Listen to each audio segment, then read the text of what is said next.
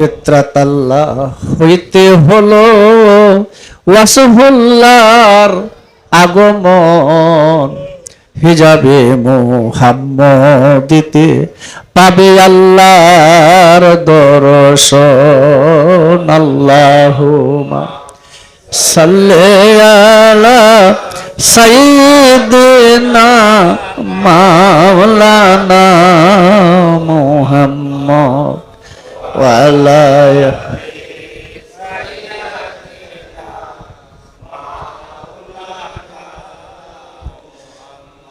আলহামদুলিল্লাহ। আল্লাহ পাক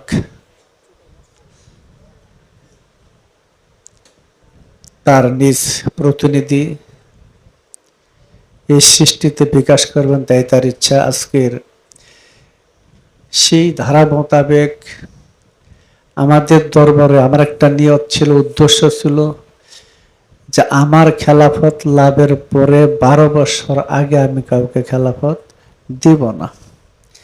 কারণ অনেক দরবারে দেখা যায় আজকে মুরিদ করে কালকে খেলাফত দিয়ে দিচ্ছে, আর টাকা টুকা থাকলেও তারও তাড়াতাড়ি দিয়ে দেয়। একটা অভ্যাস অনেক জায়গাতে আছে। আমার এই মানে মনের যে ইচ্ছাটা ছিল যে আমাকে তরিকত প্রচারের অনুমতি গোলাম হিসাবে আমার দরবার খেজুরবাগ থেকে আমার মুর্শিদ খাজা দেওয়ান সরজবুল আল চিশতি নিজামের দরবার থেকে আমাকে যে খেলাফতটা দেওয়া হয়েছিল, সেই খেলাফত পাওয়ার পর আমি এই ইচ্ছাটা করছিলাম যে এই পরিস্থিতি মনে করে আমি বলছিলাম যে 12 বছর না যাওয়া পর্যন্ত কাউকে আমি খেলাফত, মানে আমার খেলাফতের 12 বছর যাওয়ার পরে আমি খেলাফত দিব তাকে। তো সেই মোতাবেক আসলে খেলাফত দিছিলাম 18 বছর পরে, মানে 12 বছর আগে আমি কাউকে পরেই দিয়েছি। তো যেহেতু এই 12 কথাটা আমার মাথায় ছিল, সেজন্য 12 জনকে আমি দরবার থেকে তরিকত প্রচারের অনুমতি দিয়েছিলাম। তা আজকে যে 24 তারিখ আগস্টের, ঠিক এই তারিখে যাদেরকে খেলাফত দিছি তারা এই তারিখে বৎসরে একবার সমাবেত হয়। সেই উপলক্ষে একটা ফাতিহা নামাজ হয়। এখন আরেকটা বিষয় আমাদের সিদ্ধান্ত হয়েছে, সেটা আমি আলাপ করছি, মান্নানের সাথে বলছি। আমাদের দরবার থেকে যতগুলি খেলাফত হবে এই 24 তারিখই হবে, একটা তারিখই থাকবে। পরবর্তীতে আমি আবারও একটা খেলাফতের অনুষ্ঠান করব, 4 থেকে 6 জন আমি নির্বাচন করব। তো অনেকের মধ্যে একটু ঝামেলা রয়ে গেছে, এই জন্য এটা পূর্ণতা করার পরেই আমি আবার 24 তারিখ, এই 24 তারিখেই আবার কিছু ভক্তকে অনুমতি প্রদান করব। তো এই সিদ্ধান্তটা আমার মনে হয় আগামী বছরই হবে। তো অনেকের এই খেলাফত জিনিসটাকে খুবই একটা কিছু মনে করে, সাধারণ না, আসলে বিষয়টা অনেক অন্যরকমের। যদি মনের মধ্যে কুটিলতা, ছলনা, প্রতারণা এরকম কারো ভাব থাকে, আসলে তার খেলাফত নেওয়া উচিত না, দেওয়া উচিত না। আমাদের দরবার থেকে অন্তত এই সাবজেক্টটা হবে না। এমনকি আমার অবর্তমানে দরবার থেকে কেউ বলবে যে আমাকে স্বপ্নে দিছে বা অন্যভাবে দিছে, এই সিস্টেম জাউগারা দরবারে কোনোদিন থাকবে না। আমার পরও থাকবে না, তারপরও থাকবে না। এখানে যা হবে লিখিত, ঠিক আছে? কারণ আমি মনে করি খেলাফতের দায়িত্বটা খুব কঠিন, অনেক কঠিন। কথা বুঝছো? আমাদের দেশে বর্তমান লোক সংখ্যা বাড়ানোর জন্য বা তাদের সংখ্যা বেশি হওয়ার জন্য বা ব্যবসায়িক দৃষ্টিটাও আছে, এই ব্যবসায়ী দৃষ্টিকোণে দেখা যায় যে তারা খেলাফতের নিয়ম নীতি ভঙ্গ করে তারা মানুষকে খেলাফত দেয়। কথা বলছো, অন্তত বিশ্বাস ভক্তি আদব নম্রতা সহকারে তার ইয়ার ভিতরে, বিশ্বাসের ভিতরে কোনো একটু দাগ না দিয়া, বিশ্বাসের ভিতরে কোনো মানে জটিলতা সৃষ্টি না করিয়া, বা সুন্দর নির্মল পবিত্র বিশ্বাসটুকু যার মধ্যে আছে এবং সে গুরু খেদমতে বেশ কিছুদিন কাটায় গুরুকে সন্তুষ্টি করতে পারছে, গুরু তাকেও খেলাফত দেয়। খেলাফত 6 রকমের। এই 6 রকমের খেলাফতের মধ্যে আমাদের এখানে খেলাফতে কোবরা, খেলাফতে উজমা, এই 2টার খেলাফত হয়েছে, যদিও অনেকে বিষয়টা বুঝে নাই।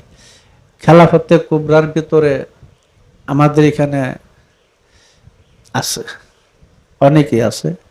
খেলাফতে কোবরার ভিতরে বা খেলাফতে উজমার মধ্যে যাতে দেয়, যেখানে গেছে তাজকে নফসের দরজার শিক্ষায় খেলাফত নেওয়া। আবার কেউ তালিমে তালকিনের গভীর রহস্যের খেলাফত থাকে, ওটা জানলো বুঝলো। যাক, সেই মোতাবেক আজকের যে 12 জন, তার মধ্যে আমাদের দরবারে সবচেয়ে মানে যে স্মরণীয় হইয়া আছে, ওফাত লাভ করলো, গুরুপ্রেম ভক্তি নিয়েই গেল, সে মেহেরকে অন্তত আমার এই গ্রামের মধ্যে শুধু মুসলমানরা, হিন্দুরাও খুব ভালো জানে, কারণ তার অনেক স্মৃতি গানে কর্মে আমাদের দরবারে রয়ে গেছে। তো যদিও সে তরিকতের প্রচার করার মতো উপযুক্ত সময়টুকু পায় নাই, সামান্যতি চলে গেল। যাক, তার দয়ালে যেখানে ডাকছে নিয়ে গেছে, তাকে অনেক স্মরণ করা হয়, সবাই করে। বিশেষ করে আবির্ভাব দিবসটা আসলে তার কথাটা সবাই স্মরণ করে, কারণ এই সময় তার একটা গান খুব প্রচলিত ছিল। তো যাই, খেলাফত এটা আসলে সামান্য কিছু না, অসামান্য কিছু, এবং এটা খুব একটা জটিল বিষয়। তোমরা যারা আছো, তরিকার প্রচারের দায়িত্ব নিছো, এই দরবারের যে নিয়ম নীতি এবং ভক্ত পরিচালনার করো নিয়ম নীতি, সেটা তোমাদের পরিপূর্ণ ধারণ করতে হবে, অনুসরণ করতে হবে। কথা বলছো, তোমাদের কারোর মধ্যে এলেমের দরজার মধ্যে একটু ঝামেলা থাকতে পারে, আমি জানি। তোমরা খুব দ্রুতই এই সাবজেক্টগুলো আমার কাছে থেকে ক্লিয়ার করে নেবে। আর লোক দেখানো প্রদর্শনী কোনো কাজ করবে না। তোমাদের হাতে যারা তরিকত গ্রহণ করবে, তাদেরকে খুব নিষ্ঠার সাথে, সততার সাথে, শুদ্ধ জ্ঞান যুগে তাদেরকে শিক্ষা দিতে হবে। দুনিয়ার কোনো চাওয়া পাওয়া তাদের মধ্যে, তোমাদের মধ্যে থাকতে পারবে না। কি বুঝছি বুঝছো?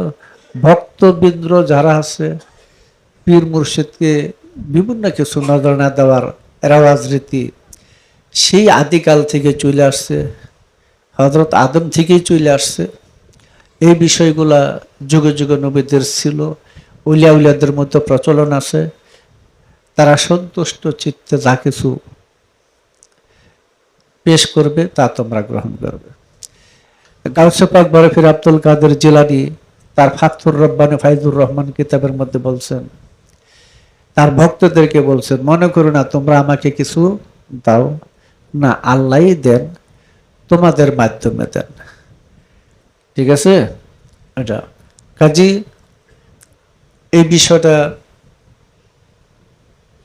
তোমরা একটু সতর্কতার সাথে চলবে, গ্রহণ করবে।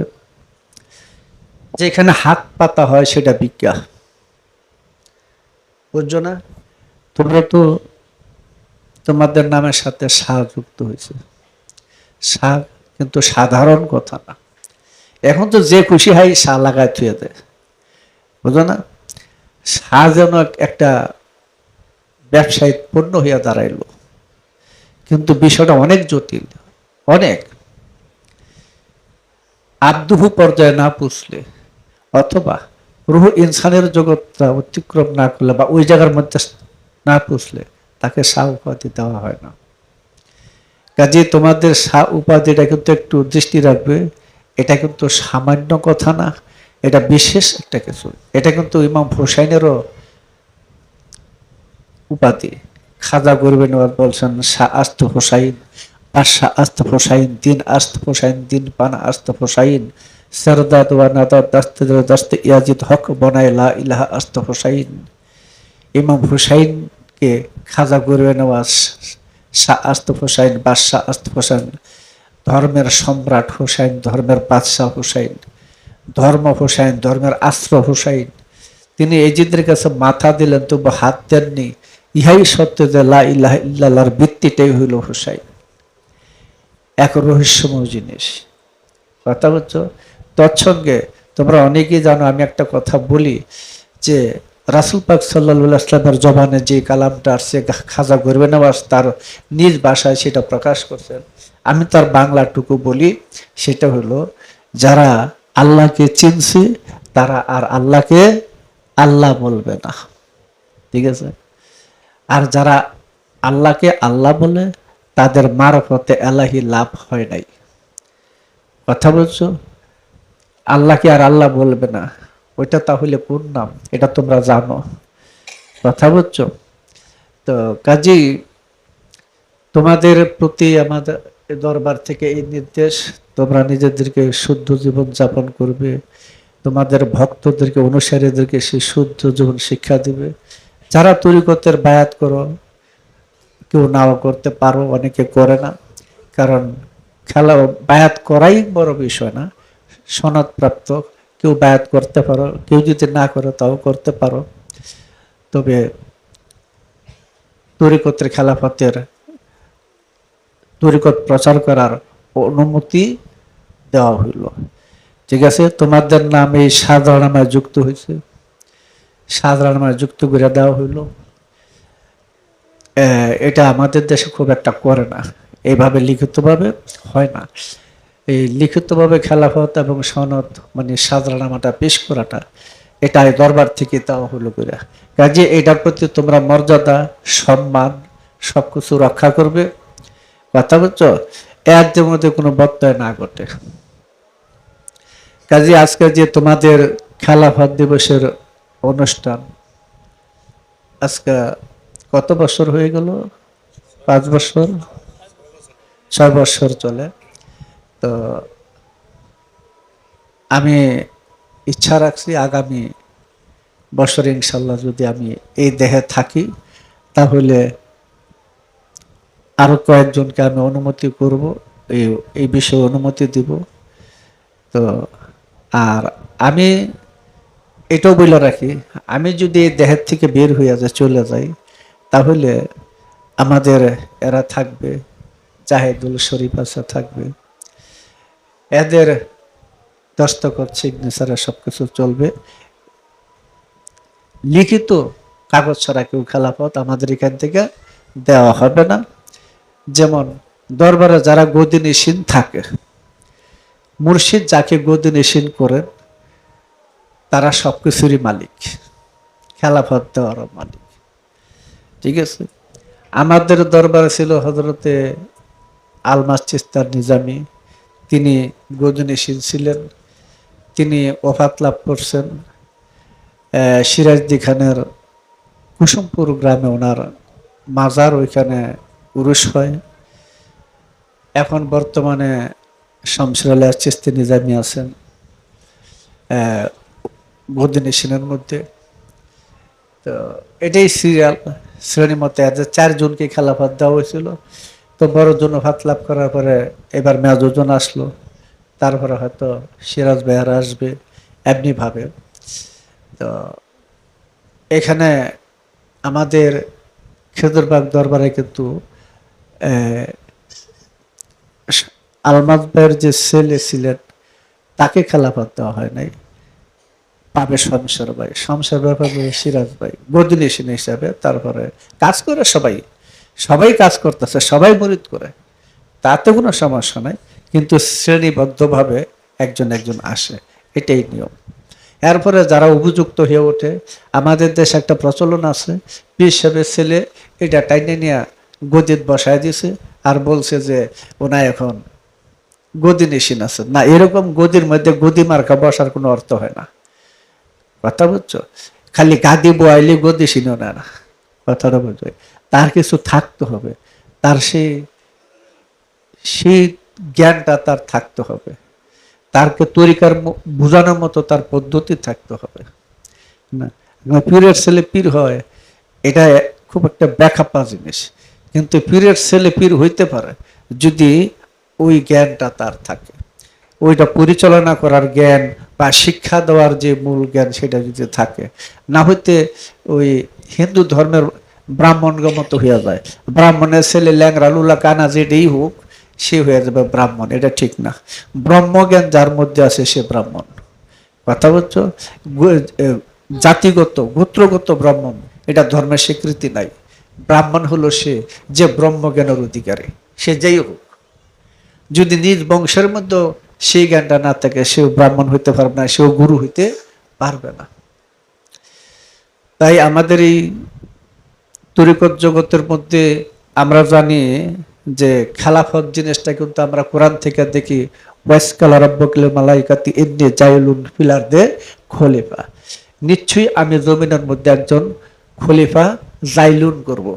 জাইলুন মানে হলো নির্বাচন করব, কথা বুঝছো? তাহলে আমরা দেখতে পাইতেছি আল্লাহর নির্বাচিত খলিফা হলেন হযরত আদম।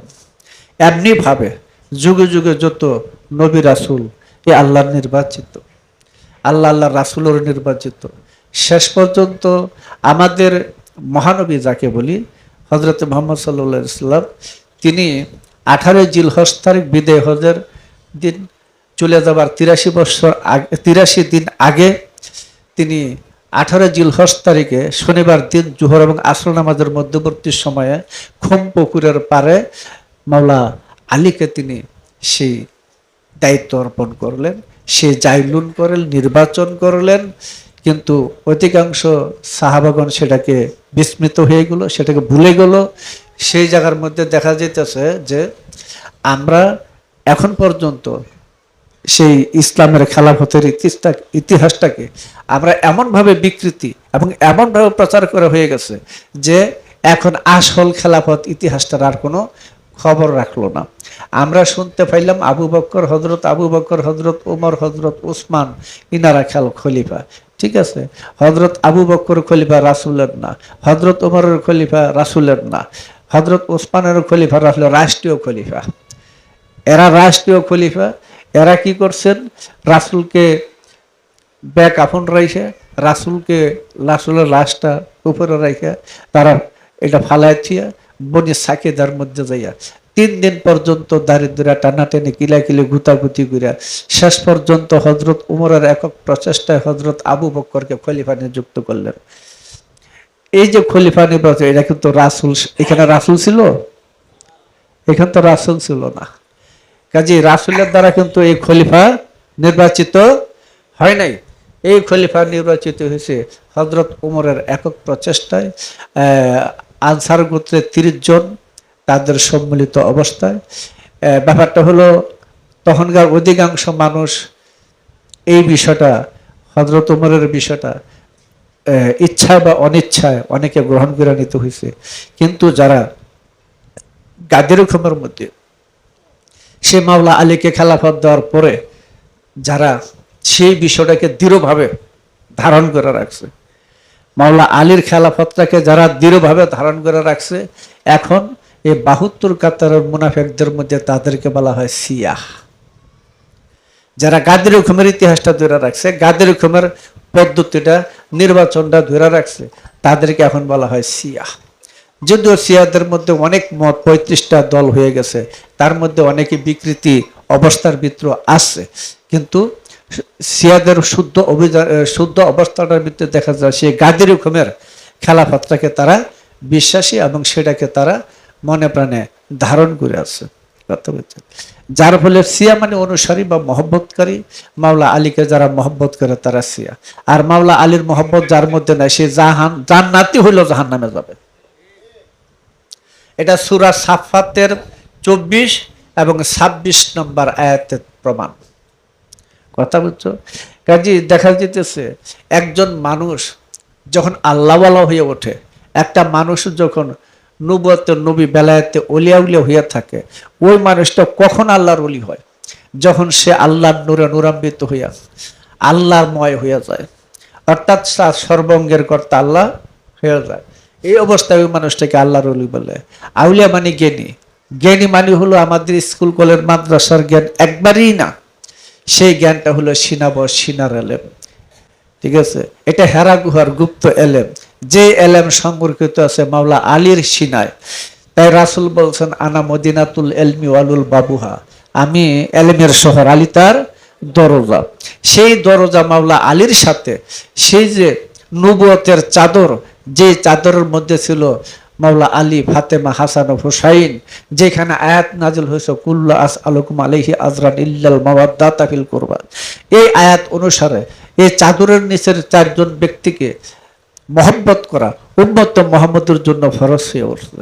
সেই চাদরের নিচে যে আহলাবাদ পাক পাঞ্জাতন, যেই নবুয়তি চাদর এখনো আছে, সেই নবুয়তি চাদরের ভিতরে মাওলা আলী, ফাতেমা, হাসান, হুসাইন আছেন। সেই আনা মদিনাতুল এলমি, এই যে আমিন এলেমের শহর, সেই মোহাম্মদী নগরের দরজাটা হলো মাওলা আলী। এই আলীর সাথে সাধারণ আমার যার যুক্ত নাই, এলমে ওহি এলেম বা হেরা গুহার এলেম বা এলমে সিনাবা, এলমে মারফত বা এলমে কাল, যে জিনিসটা এটা কারোর মধ্যে থাকার সম্ভাবনা একবারই নাই। কারণ ওই সেই মাওলা আলীর এলেম ধারণ করেই মানুষ আল্লাহর অলি হয়। সেই জন্য মাওলা আলীর সাধারণ আমার মধ্যে যত অলি আছে, যত লোক আছে, প্রত্যেকেরই সাধারণ মাওলা আলী পর্যন্ত চলে গেছে। মাওলা আলী পর্যন্ত সাধারণ আমারা যার পৌঁছে নাই, তার তরিকত পীর ওটা বাতিল, ওটা নাকেস, ওটা ঠিক না। মাওলা আলীর দ্বারা একমাত্র ওলিয়া উলিয়াদের আগমন। এখান থেকে